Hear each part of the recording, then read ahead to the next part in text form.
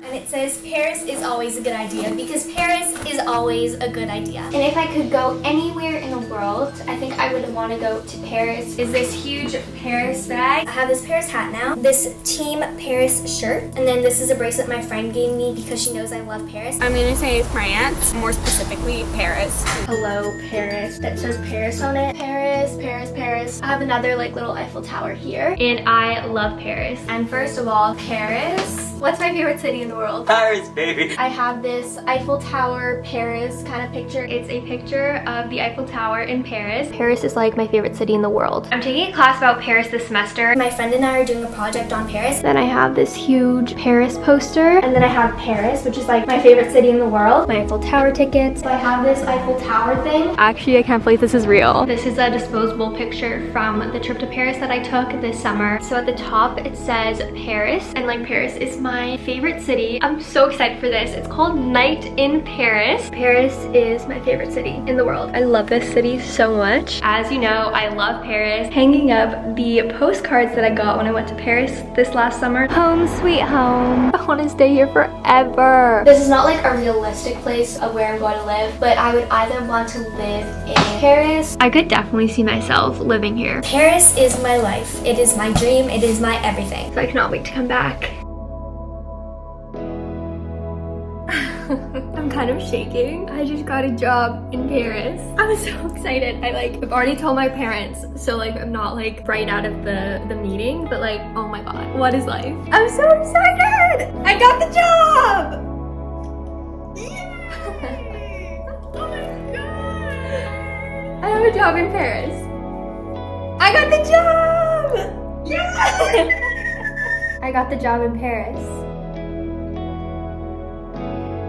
Oh, June 15th. Congrats!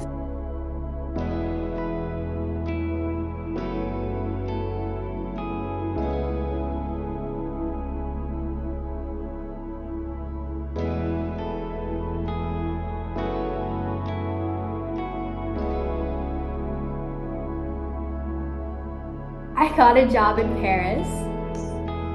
Shut up. Yeah. What? No, like when did you find out? This morning. Oh my god, congrats! Thanks. I got the job in Paris. Yay! I can't hear! You got the job in Paris? Oh my god, really? Yeah! Oh my god! Good job, Zoe! You're moving there for sure? June. What? Say cheese! Zoe got a job in Paris. Wait, what? No way! Yeah. Oh my god! Wait, what?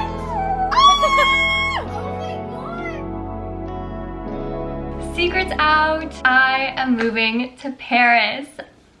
I don't really know what I got myself into, but I'm very, very excited. I feel like I don't even have to explain how much this means to me and how excited I am because you obviously just saw my very dramatic intro. It was kind of crazy going back and seeing what I said about Paris when I was super young, like the fact that I was like, oh, this is super unrealistic, but I would love to live in Paris. And now that's happening and it's kind of crazy. I definitely have a little bit of imposter syndrome because it just doesn't feel like this is happening to me. I'm always the person, you know, watching these people online living their best life. I watch like people traveling for a year on TikTok. My favorite YouTuber is Hannah Maloche and she's always in Hawaii or LA or Europe and she's just all over the world and like it's never me who's doing the cool things. I'm always watching people do cool things, so I can't believe this is happening to me. I can't believe this is my life and I'm so happy that I'm finally telling you this has been a secret for over 2 months and I've obviously wanted to talk about it because this is so insane. I'm so excited and I'm so happy that it's finally out there and you're watching this video. Now that the secret is out, I'm definitely going to be posting a lot more about Paris on my Instagram and my TikTok, and those are more like immediate platforms, especially Instagram, whereas YouTube I have to film a video and then edit it and then upload it, and sometimes if there's a brand involved I have to get it approved. So YouTube is definitely my slowest newest platform. So from now on, if you want like immediate updates on my life, like when I fly to Paris, I'm probably only gonna get my like Paris moving vlog up maybe like 2 weeks after I move. But on Instagram, I'm gonna be posting, you know, a picture outside the airplane window and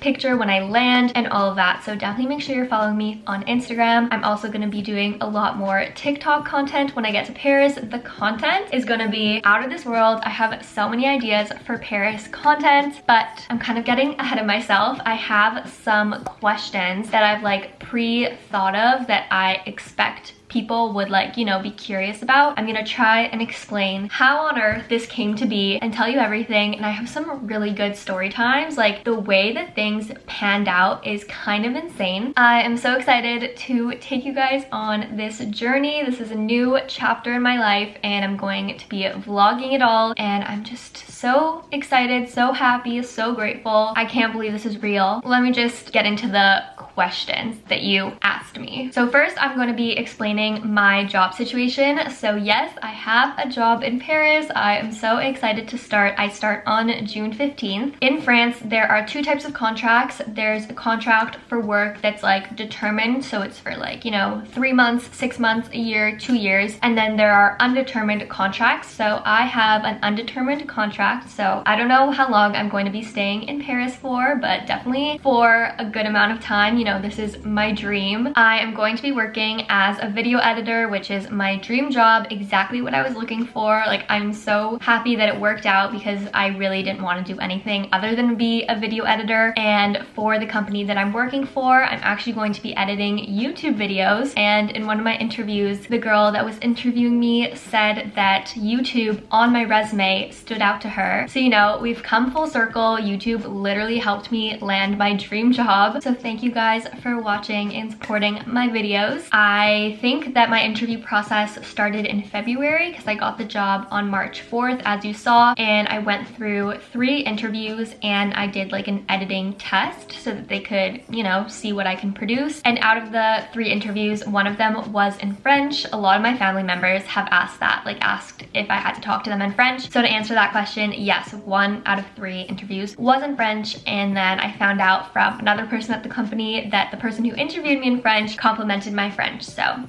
yay. I actually had written down that I would answer the question, do you speak French? And the answer is yes, I do speak French. I was born and raised in Montreal, Quebec, which is a French city, French province in Canada, which is a bilingual country. My dad is from Quebec City, which is like even more French than Montreal. He grew up speaking French, so I've also had my dad to like help me out with some things. But yeah, I've always been pretty good at French. Like I was in the highest level in my high school. There were 4 levels of French and I was in the highest level, and I've been taking French since I was like 3 years old because that's when I started school. And then also I went to a bilingual summer camp for 11 years. I was a camper for 6 years, counselor in training for 1 year, and then staff for 4 years. And that's a bilingual camp. So how it works is we do 2 days in English, 2 days in French. And especially as a staff, like I really had to stick with that. And it's also like I always had the youngest campers because those were my favorite campers to have. And like the little like 7-year-olds who come from a French household, sometimes they know 0 English. So definitely during my summers, I got a lot of French practice. Next question is, how did I get the job and like how did I start searching for jobs? Business of media. It's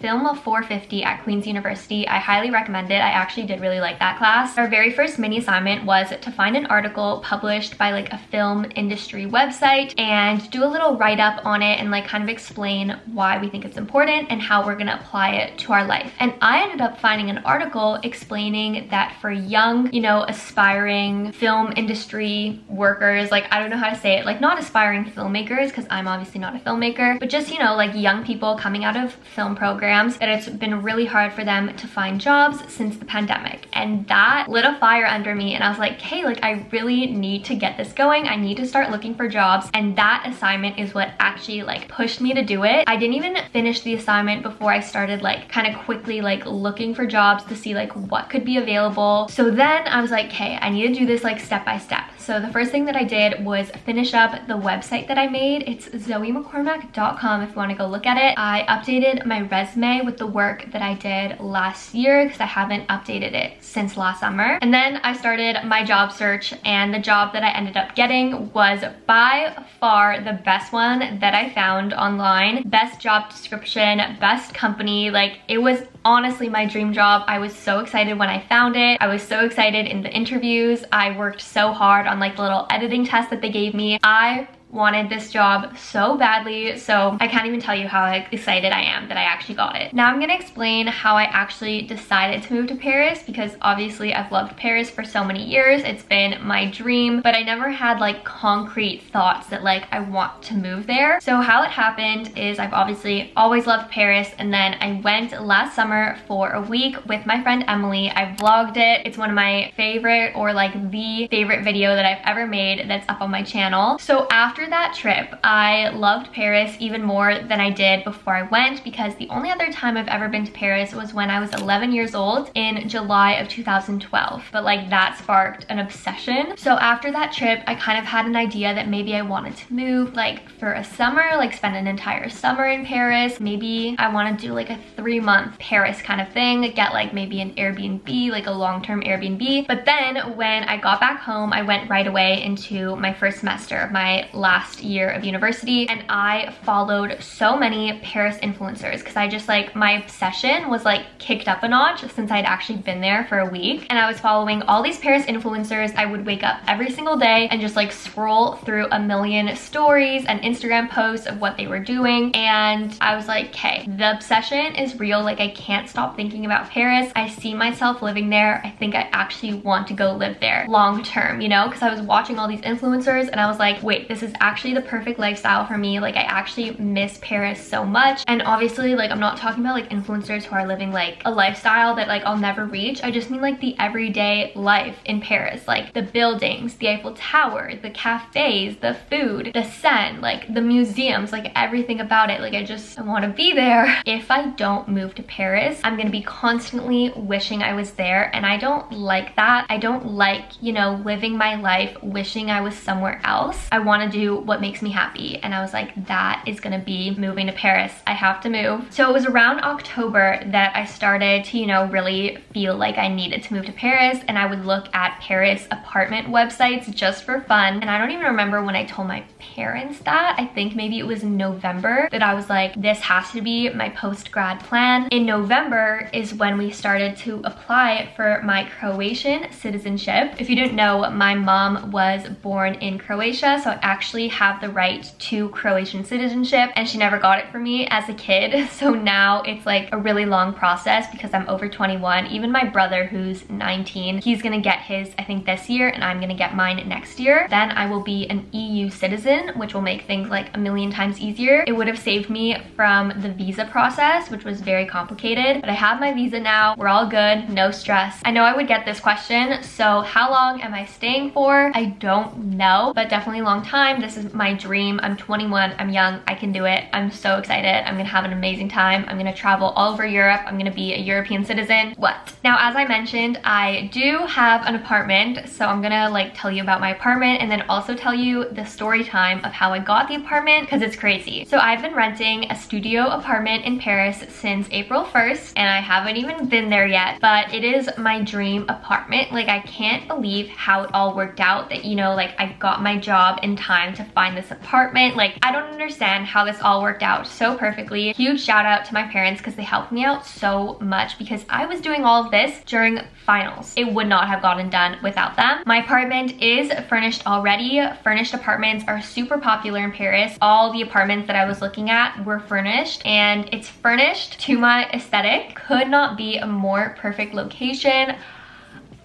I did have my friend Mia, who's been on exchange in Paris for a full year. She's from London, and I know her from camp, and I met up with her last year when I was in Paris because she was moving to Paris for her exchange. So Mia actually toured the studio for me. I have like a screen recording of our FaceTime. I woke up at 5 a.m. for this tour, and Mia is like even pickier than me, and she loved it. She said like it was perfect, just like the photos, so I leased it then and there. And then another perfect thing about that apartment apartment is that like my landlord is the nicest person ever. Like our emails are so nice. I don't really want to like give too much information because obviously like our emails are like private, but like she is being so nice. Not only did I get my dream apartment, but I got like a dream landlord in a dream location, and like it's gonna be like the best possible situation, and I'm so grateful for how everything worked out. So now here's my story time for how I got this apartment. So back in October, when I was like looking at apartment websites for fun, there was one website that I loved the most. It had like the nicest apartments, and yeah, it was just like a nice website design. Like it was really easy to use. It was just like overall my favorite website. So then after I got the job, it was time to look at apartments. There are a ton of rules for renting in Paris that makes it really hard to get an apartment. One of them is that you have to be making more than 3 times the monthly rent after taxes. And then also like a lot of landlords will only rent to people who have undetermined length contracts. So I was lucky in that I had like that type of contract. So at first I was going to hire this like agency that kind of does it all for you, like makes your application, finds the apartments and visits them for you. But the apartments that they showed me like as examples were not as nice as the ones that I had found on my own. So the day that I had the meeting with that agency and was like kind of disappointed in it, I texted my mom and I was like explaining that the apartments weren't that nice. And then I sent an example of a studio that was actually perfect. It was from the website that I'd fallen in love with. And I was like, look, like this is something that's perfect budget, perfect location, perfect style because it's already furnished. I don't know why the agency showed me such ugly stuff for like even over my budget. I don't think I should go with the agency because look what I found on my own. And the thing with this apartment is that it was available immediately. Like it was available like that day. And so my mom and I are looking at it and she's like, well, why don't we just get this apartment? If this is like the perfect apartment, nothing's ever gonna beat it. Why don't we just start renting it early because like it's perfect? And I was like, whoa, I hadn't like meant for that to, you know, come across as like I need this apartment now. That was just like an example. So I was like, oh my gosh, wait, should we do this? So then my mom and I were like looking at some other apartments just to make sure that it actually was like a dream apartment, would not find anything better. And we were like, yeah, we're not gonna find anything better. I had texted my mom I think around like 11 a.m. and by 1 p.m. we had like looked at other apartments and kind of decided that this was the best one. I go to apply, it's gone. Paris real estate is like as hard as New York. Like things go like that. Some of the furnished apartments that I saw were like so ugly, and some of them are over 1,000 Canadian dollars and the toilet is not even in the apartment. It's in the hallway and you share it with all your hallway mates. So yeah, the apartment was gone and we were like, it's okay, we'll keep looking. Like we had a lot of time to look. We had March, April, May to look for apartments. So then for a week straight, my mom and I were obsessed with looking for apartments. Like I swear every time I turned on my phone, I had like 10 links from my mom of like possible apartments to rent. And I had this Google Doc where I was ranking all of the apartments that we were finding, and I was writing like perfect location, good location, okay location, perfect style, good style, okay style. And in the first place spot on my Google Doc, I had that studio, even though it wasn't available anymore. It was perfect everything. So I just kind of had that as like a model of like what the perfect dream apartment would be, and I never took it off my list. My mom and I had looked at so many listings, you know, contacted a few people. I was trying to figure out like if I started to actually like send in applications, which one I would choose, you know, between like one of them was more expensive but had better furnishing, and then one of them was a bit uglier but was cheaper, or like I was deciding between which arrondissements I want to live in, so like which neighborhood. I was doing all of that, and then exactly a week later, my mom texts me and she goes, so I'm looking at this website that was like our favorite website to find apartments on, and the dream apartment is back. I dropped everything. I go on to the website and I applied for it right then and there. And then the people start emailing me. Like it all happened so fast. They started emailing me. They were like, hey, we need to fill out this, this, and this. We need this, this, and this documents. When are you gonna come visit it? So I was like texting my friend Mia. I was like, can you go visit like this apartment literally tomorrow? I'm like writing my cover letter. It all started happening. Mia was like, okay, I'll visit it. I was like, okay, I'm waking up at 5 a.m. and I'll FaceTime you when you visit it. And then the next day, Mia visited it. It was